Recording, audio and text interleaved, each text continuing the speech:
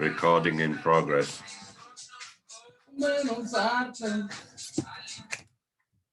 If you're wondering, it's Elric that's making all the noise. He's very happy because it's Friday. Yeah. Friday. Got some contracts in, baby. Oh yeah. All right, let me do this. Okay, cool. I'll be 40 minutes with these guys and girls. No, that's fine. Scout training, and then if I can figure out how to do this.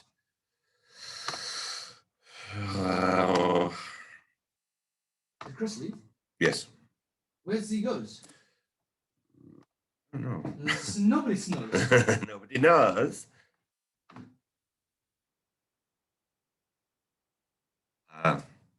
I'm kidding, I don't know. Always fun. Although my computer just in the middle of a Friday decides to do an update. That happened to me the other day. It was very frustrating. I was about to get on. Okay, let's see who is getting in on this. How do I just admit all? So that like a button. You help with. Just I'm technologically retarded. Well, what do you need? I just need to admit everybody. Anybody that shows up, just. Well, they should show up. Waiting room. So view, and then just so. Admit all. No. Yeah, just admit all. Oh, that's a message. Hey, Arturo, how's it going, mate? Or if so, like go to all. Hi guys. Good morning, guys. So whenever something pops up in the waiting I just room, have to keep on click. just keep on admitting. All right. You need it? Yeah, I thought maybe it would be more automated than that. All right, guys. I'm going to dive straight into today's session because it might take up the whole time.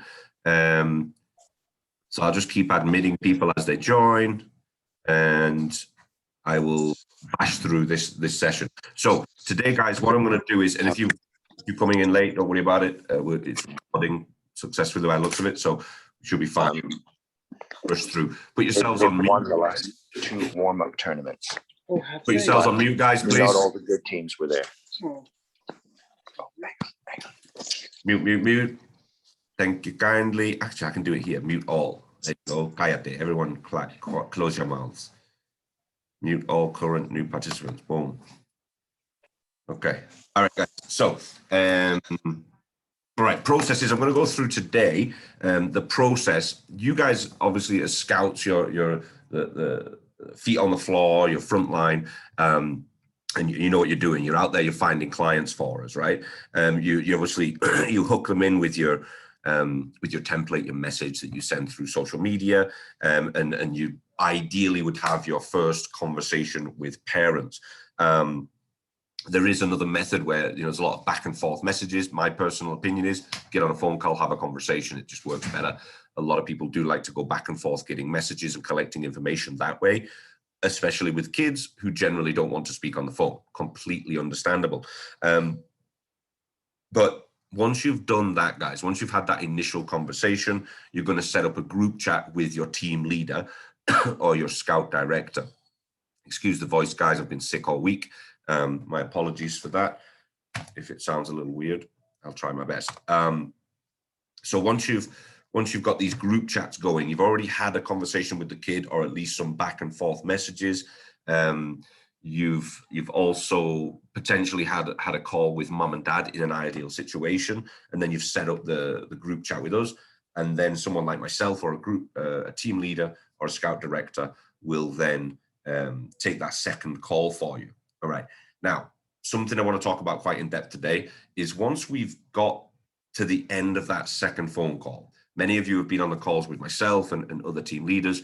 We're generally going towards, if we can figure out if this kid is good enough to go to university, academically good enough, athletically good enough, and there's enough interest from the family, then at the end of that conversation, I'm looking to do an assessment for them.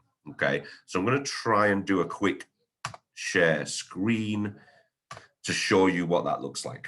So if you guys can look at the screen, you should be able to see this. And then what I do, let me see if I can scroll to, let's have a look. I'll send them.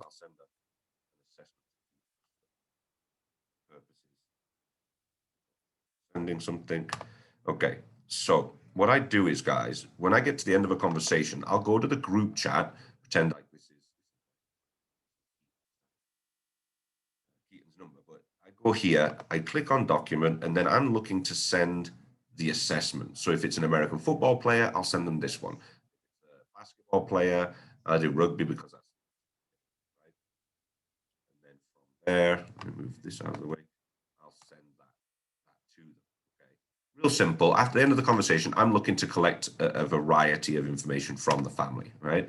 And that information looks like this. The assessment form is basically a series of questions about them, about their height, weight, strength, speed, personality. What else? Obviously, their statistics from school, their exam results. Let's have a look at it for you. This is the rugby one. They're all very similar, but they change a little bit for each sport. So name, where they're from, height, weight, date of birth. That gives the assessment team or the placement team an idea of when the kid is finishing school. But personal, what makes you different? What's the ultimate goal for you within the collegiate experience? And guys, you should have all seen this at some point if you've had conversations with me and had a group chat set up with one of your clients, and it's ended up at the end of a conversation. I generally will send this to those clients. Okay, so what are the most important factors when deciding on a university placement? And then these kids can put in what they think is relevant to them. You know, what's the most important? It has to be a D1 school. It has to be in Florida or California because I want good weather. Those are things that pop up. An important factor here, we are very direct. We tell people that what's your budget? We need to know a budget that we're working with. And there's a specific reason for that. I'll go to the placement team shortly and chat about that with them. But it's an important factor. If that kid puts on there, they've got a $2,000 budget per year, and then the kid's not very good at rugby, then it's probably not going to get a scholarship. Or equally, maybe academically, the kid's not very strong. So they're going to have to pay something, and $2,000 might not cut it. So at least we can directly say, without wasting a lot of time, we know even before we've done this analysis that your ability level is so in classroom or in the sport field. Then and we know that you're going to need a bigger budget than this. Okay, so it's an important factor, so we don't have to waste time. And for them as well, we can be very direct with these families and sort of say, listen, this probably won't work for you. You might need to look at this. Sort of efficient. Okay, your athletic resume required materials, primary position, so he's a prop or a hooker or a winger, whatever it might be. And then here they can obviously copy paste the link to their highlight video if they've already got one. Quite a lot of kids obviously will send the clips through WhatsApp, and that's fine too.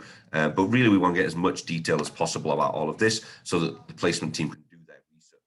These assessments are very important because from this, we'll be able to tell the clients exactly what kind of schools they can get into, how much those schools cost, and what kind of scholarship they can get.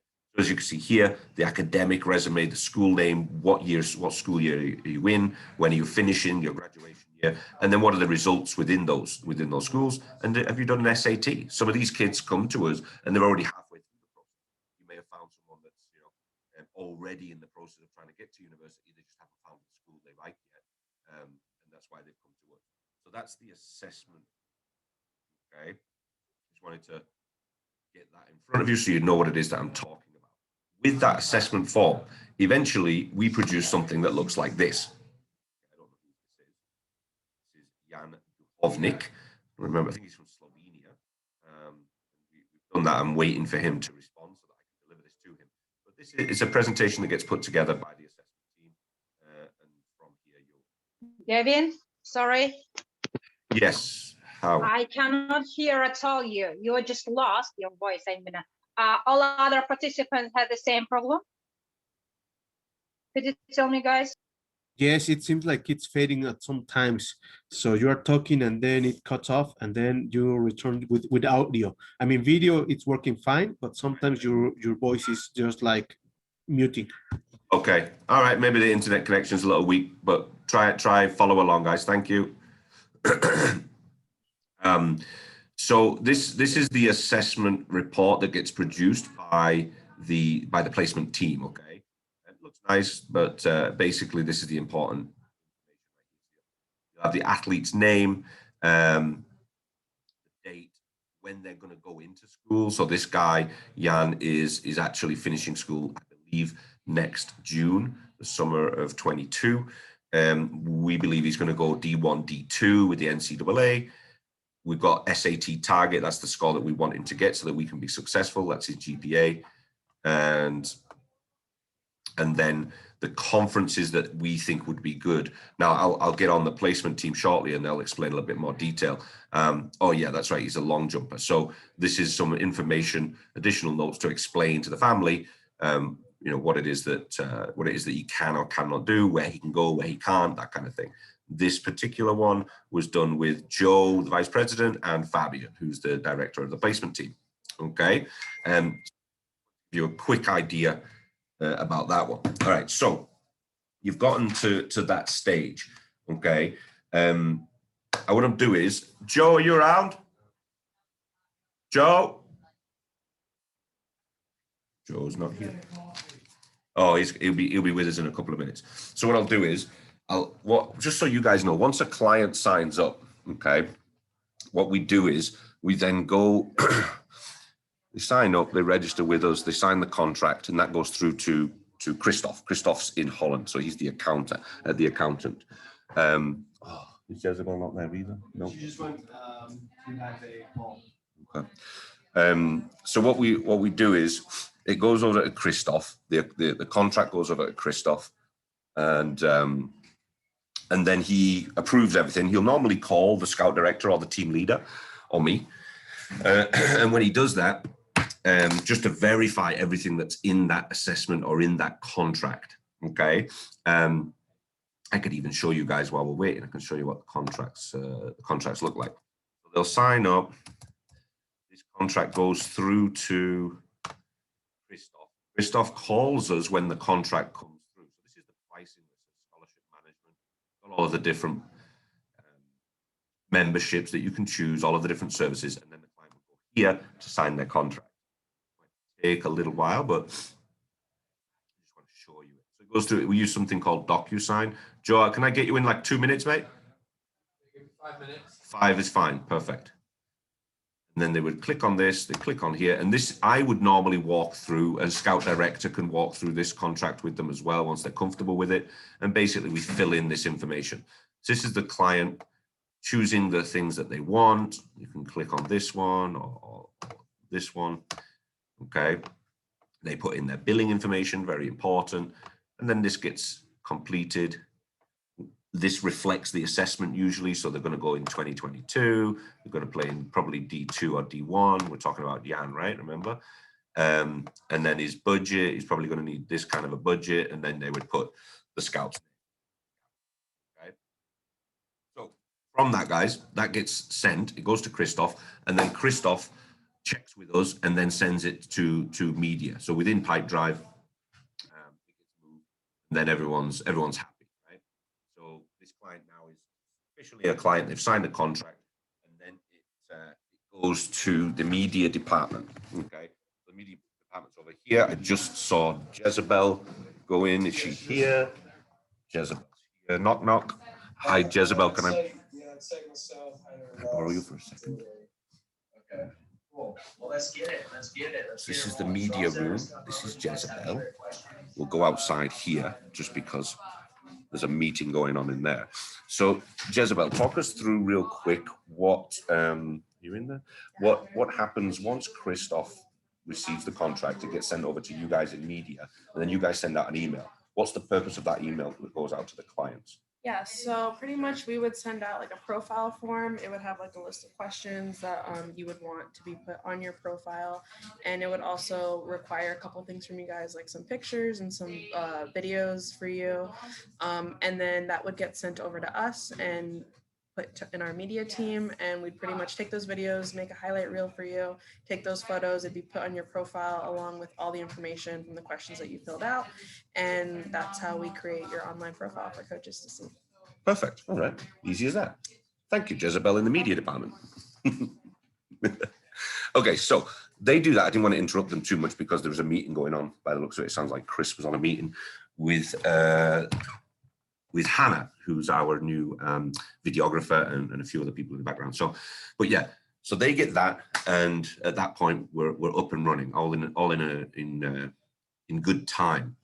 So that usually will take about 24 hours. The ladies there put that profile together, and this is what the profiles look like. I'll quickly type it up.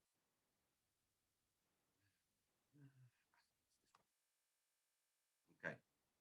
Hopefully you're all still following along. Thank you for your patience, guys. So this is what the profiles look for the clients. This will just Mateja Brasic. Okay, so these are the profiles that the media team put together for the clients. It's got all of their stats that we collected, you know, when they're finishing, when they're going to school, the positions they play. There's usually a very nice video being created.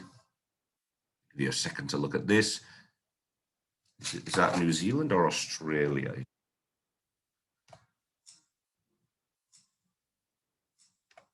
So it's a quick highlight reel.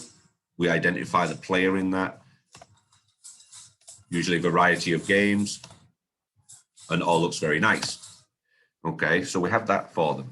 Now, a bit more information that comes into this. Obviously, their exam results from school. The SAT for this particular kid is pending. It's not done. He hasn't done his SAT yet. And then there's pictures, and all looks very nice and professional.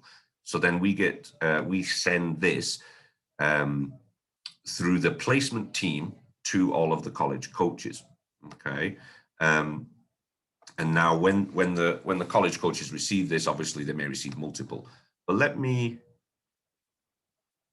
see if I can get Joe, so I can ask Joe a few questions about what the placement team do. Joe says 1 more minute. You know why Joe needs 1 more minute? Because he's feeding his fat face. I'll give him 30 more seconds. But Joe is the vice president. Okay, so he has been part of the placement team.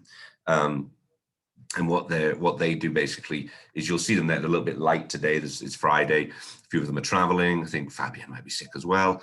But what they do is they're constantly calling the college coaches. Okay, and they're having conversations about. Coffee and I'll be in. Okay. With my fat. So what they're doing, they're constantly calling the college coaches just to have their finger on the pulse of what is happening within the conference that coach is participating in, the school itself, what kind of scholarship money is available, obviously checking in on clients, that kind of thing, so that we can really be at the head of the arrow and understand exactly what coaches are looking for, so that when one of our clients comes in, then we can send that over. So, you know, maybe Mateja Brasic from, I believe it's New Zealand, when he comes in to our system, our guys already know, you know what, this coach over here in Arizona State, for example, is going to need a player of this position, of this quality, and with these kind of exam results. Okay, so all very, very important stuff. So generally, we want to get through that with your scout, from your scout director, your team leader, or myself, and managing all of these conversations and getting through all of the different calls. Okay, we want to be successful with that in a nice, clean, crisp process. So the previous videos you've already seen in your training, following all of those, getting a good idea from us in this process. And I think just for you guys to get an idea of how we work together, we're all very close here. You've got the media department right next door. This is Chris's office that I'm sat in with Elric. You got the placement team right next to me as well. So we're having these meetings. I believe they finished the assessment meeting just a little while ago, just a few minutes ago, before I started doing this call. So they'll try and do that a couple of times a week, at least, sometimes 3 times a week, to fulfill all of those assessments. So, for example, I think this week I've probably received about 6 or 7 assessments from clients that I need to submit. Didn't get them submitted this morning. I was a bit busy this morning, so I didn't get them submitted before they started their meeting. So I'll have to do that this afternoon, so that Monday morning when they come in and do the assessment meeting again, my my 5, 6, 7 assessments will be ready to go. Okay, here we got Joe. Come and take a pew, Joe. I wanna speak with you. Grab Elric's Chase. I think he's gone out. So I want to speak with you about the process from when we submit the assessment. So you guys have your meetings 2-3 times a week. What happens in there? This is for the scouts. Wait, explain again. So I've gone through the process of what we do and how I end up giving an assessment to the client, and they return it to me. Yeah. And then basically I dump about 20 of those on you per week, which I know you love. Yeah. I'm your favorite assessment guy. From that, what do you guys do with it? All right, so 3 times a week we have assessment meetings where we sit down and we look very objectively at that person's athletic ability, their academic ability, you know, and then really what's important to them as a person. What are they aiming for within their experience? Is it, you know, they're looking, the most important thing for them, is it the standard of education? Is it the weather? Is it the standard, you know, is it the facilities on campus? Is it the location? Is it proximity to an airport? Like all these different things, every athlete that we work with is a little bit different. So we're really looking at, you know, what objectively is possible from an athletic and an academic perspective.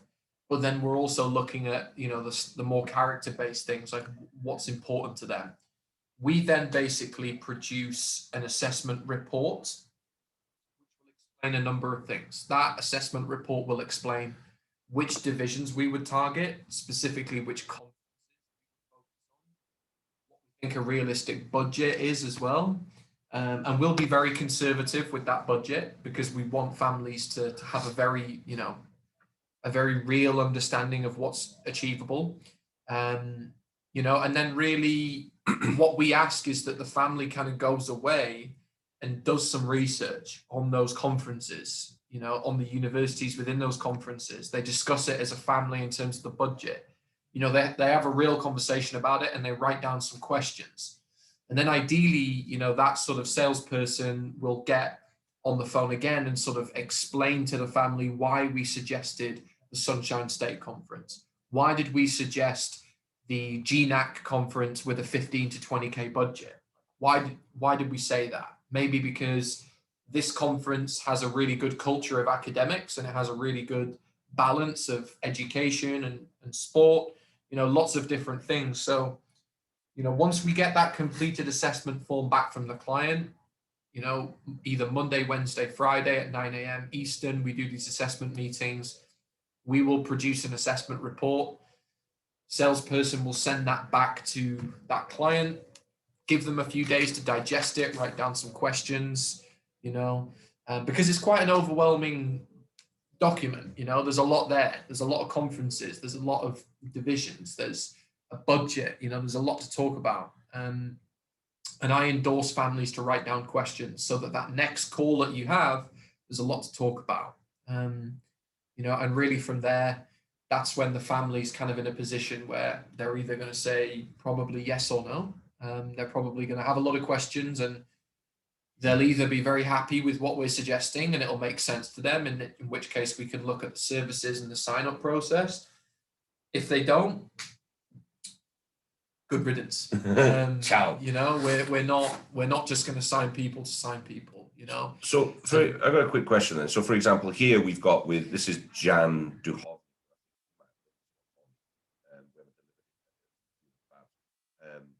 In his case, he's a D1, D2 candidate, but he's got two different possible budgets here. So the reason why that's got me written all over it, I can say that's me. The reason why I've put that is because probably for Division 2, it's a 10 to 16K budget. Got you. For a Division 1, we think they're capable of playing D1. That's what we're saying. We think you are capable of playing D2, and we also think you are capable of playing D1. In order to get Division 1, probably a 16 to 24K is going to be required. Got you. At He needs this stage. he won't get as much scholarship money in D1 as what he might do in D2. We can find you places, but it's going to cost you more money. Got you. If that athlete wants that, then that's okay. Right. You know, and I will have probably suggested, you know, in order to be, so obviously this looks like a long jumper. You know, in order to be considered a strong Division 1 recruit, ideally you need to hit this, you know, and that's when big scholarship offers are going to come. But as it stands right now, with what we have to present to a coach, we predict you're a D2 athlete with a 10 to 16K budget, or if you want to go D1, which is possible, you're going to have to up the budget to 16 to 24. Mm-hmm. Okay, perfect. That one explains that then. Is there anything that you think the scouts can help us with when we're going through this process? Because I'll generally do a group chat and then have a call with the parents, and I like to have the scouts or scout directors involved in that call. And when they're returning the assessment, what other things might they need to give to us, or what could the scout potentially ask them to collect prior to these conversations or prior to the assessment that would help with the assessment process? I think one thing that would be really useful is, showing the urgency on why it's important to get this form back quickly. Mm-hmm. So the only issue with the assessment process we implemented a long time ago now, but it's been a big game changer for us. It's much, much, much healthier from a service perspective in terms of, the recruitment process and our placement team. It's so much healthier now, the way our athletes are being serviced, but it's also really good from a sales perspective because it builds a lot of trust and that kind of thing. The only objection that we get with the assessment process is some families take a week, 2 weeks, 3 weeks to get the form back to you. Right. If you explain very carefully the value of the assessment process and you explain very carefully why we do it and why getting it back sooner rather than later is advantageous to them, that's significantly more helpful to us. The other thing I would say in terms of, ask the question again. So what is it that they can do as scouts to help us with the assessment process of that client once they're returning it or getting ready to return? I guess the biggest thing is qualifying the athlete first. You don't need to dig too deep. Refer to, and if you don't have access to it, we will share all of the Dropbox stuff with all of those pages that have the different qualifications. I know there's so many different variables to qualifying an athlete, and I don't expect you to be able to do it immaculately, but referencing I would print all of those different sports that you typically work within and look, and find that information from the athlete. Where is their score? If it's a golfer, what is their scoring average? What is their handicap? If it's a soccer player, what kind of clubs have they played for? Are they just playing with their uncle in their back garden? Or are they playing for, a Sunday pub team? It's probably not going to work, Just because they have 2 legs, boots, and they've got a ball in front of them does not make them a qualified student athlete, right? But, ask questions. Yeah. That's the biggest advice I would give is ask questions, right? In that first conversation that they're having with the kid and the parents before the conversation comes to us, having those light conversations about where do you play, who do you play for, what division is that in? Learn about them. Yeah. Learn about them. What is it that motivated you to come to America? What is it that interests you? Why would you want to come to the US as opposed to staying in Panama? Why would you want to go to the US as opposed to staying in South Africa? What is it that's motivating you to do this? That's really good information that you can pass on to a salesperson after. And from an academic and an athletic perspective, take the time to learn about them. What's your biggest achievement within your sport?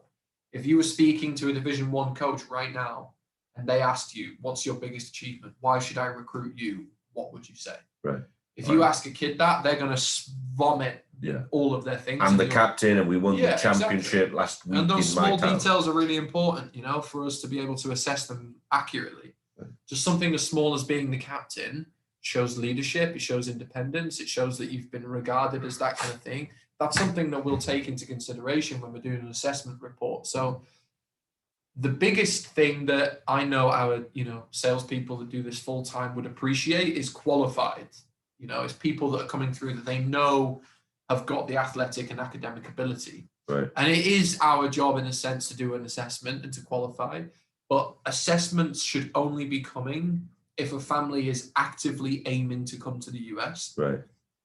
So if they've made the decision, it's not just, oh, well, we're 99.9% sure we're going to go to university in England. Right. But if you've got something really cool to offer, then Right. let's see what it is. We don't want to be doing 6,000 assessments for just random people. Yeah. We want to do assessments for people that are actively interested and aiming to get a sports scholarship in the US. Because it is time consuming. Yeah, it's time There's consuming. a lot of work you have to do. And about that. it's I'll far fucking more tell you. beneficial for you as scouts in terms of financials. If they're you guys making money and getting your commission and that kind of thing, the more qualified that the person is, the likelihood. I train my people to be very good at what they do. I have no concerns about whether or not they'll get the deal in. What's important is that they're qualified. If the athlete is not just qualified athletically and academically, but also they have a clear intent to do this. Mm-hmm. There's a lot of really really good student athletes out there, but if they have absolutely no interest whatsoever and they're actively not remotely interested in coming to the US, that's not a qualified league. Right. They've got to check off at least two or three of the boxes. So, obviously scouts are incredibly productive and they do a great job. The only thing I could suggest, they do a great job, so there's not really much to say, but the only thing I would say, not necessarily something to change, but something to remind yourself, is try and find the most qualified student athlete academically, athletically, and that there's an intent to do this. Right. If you can tick all three of those boxes and my people don't close it, that's when you can call me and say, Joe, what the hell's going on? Right. They're not doing their job. They're not doing their job. Fair enough. And All I right. hope Before you go, I've got one more thing. So the placement team, Mhm. once they've got everything, the clients on board, what are the placement people doing on a day-to-day basis? Not in terms of the assessment after it. Once they've signed, what are they doing? Once an athlete has signed, a group chat will be made, typically between Christoph, he's our support manager, he's paid a salary purely to be responsible for visa, NCAA eligibility center, admissions, all of the nitty-gritty paperwork stuff that nobody else wants to do. Mm-hmm. He's responsible for all of that. Obviously, Fabian, he's our director of athlete management. He's in charge of making sure that the recruitment processes of all of our athletes are going well, they're healthy, that kind of thing. The placement director for that sport, so if it's golf, it's going to be Chris Grace. If it's soccer, it's probably going to be Joao. If it's tennis, it's probably going to be Matty Charlton, etc., etc., etc. Once that group chat's made, that's basically central communication, and probably then what we do, we have like a recruitment checklist, where basically we want to make sure that athletes are speaking with coaches by a certain time, recruitment processes are flowing well, and that is made accountable by not only us but the family as well. So it's shared between both. So it's like a timeline for those. It's a timeline, a checklist, whatever you want to call it. We have to get this done by a certain time, and everybody's accountable. And if there's certain things that the athlete needs to do that we don't have control of, we can say, hey, you need to get this done. If there's certain things that we're responsible for and the family's like, when do we get this done? We're like, okay, we need to get on that and get it done. Yeah. In terms of more from a recruitment perspective, obviously what families essentially are investing in here is the network that we've built, over the last 10 years. So we're going to be constantly reaching out to coaches and learning about what those coaches are looking for 22, for 23. If it's a soccer coach, I'm going to say, Coach, what are you looking for? And he's going to tell me, I need a left back, a goalkeeper, and a striker for 2022. That's much more strategic for me than just blasting a bunch of players to his program. And that's based on him knowing that a certain set of kids are going to graduate, presumably. Yeah. Right. So he knows what his budget looks like. He knows how much money he's got. So that's a follow-up question I'll ask. We said centre back and a goalkeeper. At that point, I'm then going to say, okay, great. For those positions, what scholarship money do you have available? Maybe for the striker, he's got a full ride. For the goalkeeper, he's got a full ride, but the left back, it's a 50%. I'm then going to look at our players. Who has a budget? Who doesn't? Who do I think is capable of playing here? Who do I not? And then we'll market those players using the profiles to those coaches. And we replicate that hundreds and thousands of times over. For all of the kids and For then all of the to kids. all of those coaches. Yeah, and so all of these, kids are getting connected with numerous coaches, getting lots of scholarship offers that they can digest and choose between. And then typically once a commitment happens, that's when Christoph takes over. That's more of the admissions, the paperwork, the visa, all the logistical based stuff. He takes responsibility and works with the families to make sure that they've got all their ducks in a row there. But yeah, we essentially follow the checklist and the timeline to be as structured as possible so that the families know exactly what's expected, what needs to get done, by when, how, all those things. Nice. Okay, mate, thank you. Guys, is there anybody in there that would like to ask any quick questions for myself or for Joe before I wrap this up? I think we gave you a lot of information today. I did record it, so if you came in late, you'll be able to catch the first few minutes. But let me know. Any questions? Going once? Going twice? Going 3 times? Then that's a wrap for today, guys. I want to thank very much Joe. Thanks for Jezebel, who was next See you door. later, mate. Thank you very much, Joe. Thank you all of you for your hard work. I appreciate you. And guys, yeah, anything more that you want to know about all of these processes? I know there's a lot of information. I just want to give you like a crash course in what we do. Once you've done your job, and then we're taking over and sort of the processes behind the scenes. I thought that might be useful to you guys.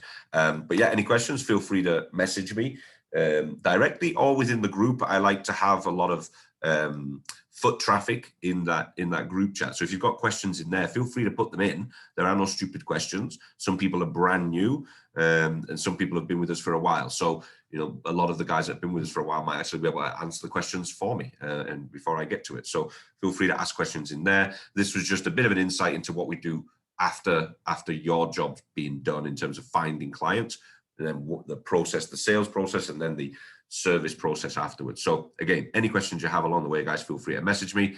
Thank you so much for your time. I'm going to try and get a training next week, maybe Monday or Wednesday, maybe both. I just want to try and ramp up these kind of bits of information that we get to you. And this was recorded, so I'll try and save the recording before I lose it and get it up into the group chat so you can review any of this. And yeah, I look forward to speaking to you all guys very soon.